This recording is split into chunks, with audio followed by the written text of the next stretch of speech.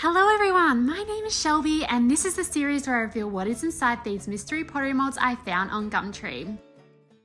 Hello and welcome to Mould 54. I realized this week that I have been on YouTube for a year, so I wanted to start off this YouTube by saying thank you so much for sticking with me for the year. I'm so grateful for all your love and support and kindness. It's only grown.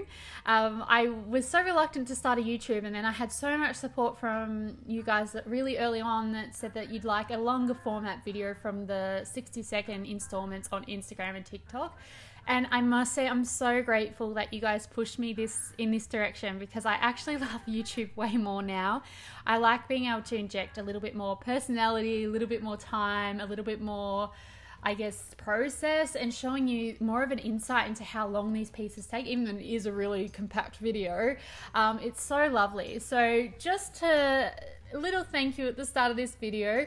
But this one is another magnet, which you saw. So it's not such a mystery, but still exciting to see how the finished results are going to turn out. So it's a set of 3 like the ones of the scarecrow near Halloween that we revealed.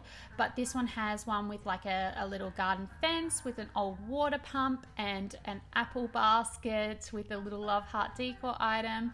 We've got a wheelbarrow with a bag of seeds, and then we've also got what looks like a bird bath with a bushy flower pot plant. So again, I'm doing these very similar to a previous reveal with a sort of washed out watercolory type underglaze detail. I figure if something's working and I really like it and I don't have any sort of new ideas, why not just do it again, but just change the colors around?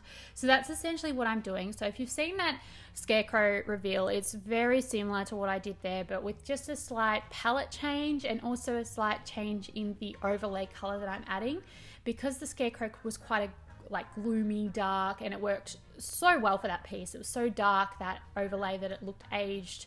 So what I'm doing this time is doing a softer brown, so that it's almost softer than the colors that I've used on the piece, so that it just sort of complements it and gives it the texture and the depth it needs to bring out all those details that are on the piece. Speaking of details, I think I take this for granted every week and I don't mention it much, but I just want to say amazing job to all these mold makers that have created these molds.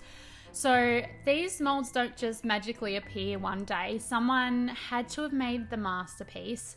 So the masterpiece is something that you craft the mold out of originally. So someone would have had to have sat down, made this set of 3 magnets by carving them out, adding the little details, adding all those little grassy fine line bits, adding the little seed on the seed bag, crafting up that water pump. They would have had to make that originally, and sometimes I really take that for granted, that someone is really talented and has created such a beautiful, realistic or detailed or beautifully charming piece that we get to enjoy again and again and again with these molds. I think it's such a fascinating craft and so wonderful, and it's even more precious to know that these are quite older molds, and that when they were designed and intended, they may have been sitting there for years without being used, and we get to revive them in this series, and we get to reuse them and put a modern taste on them, put a different taste,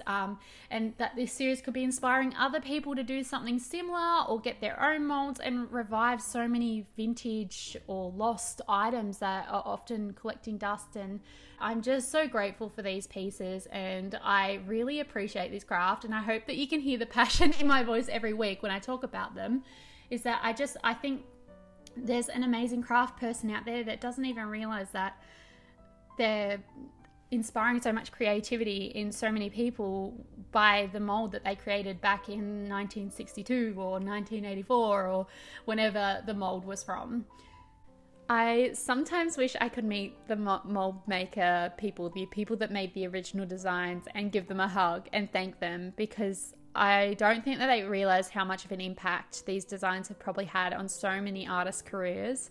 So many people probably collect these pieces and have them in their homes, and now the revival of these in this series, I just want to thank them, because these molds have definitely changed my life so much, and being able to sort of bring a new spin to such a I guess like a lost piece. It's just so humbling, and it always excites me every single time. Even if it is a set of 3 tiny little magnets that I'm doing the same sort of paint work on, it always makes me excited and happy to bring a design to life.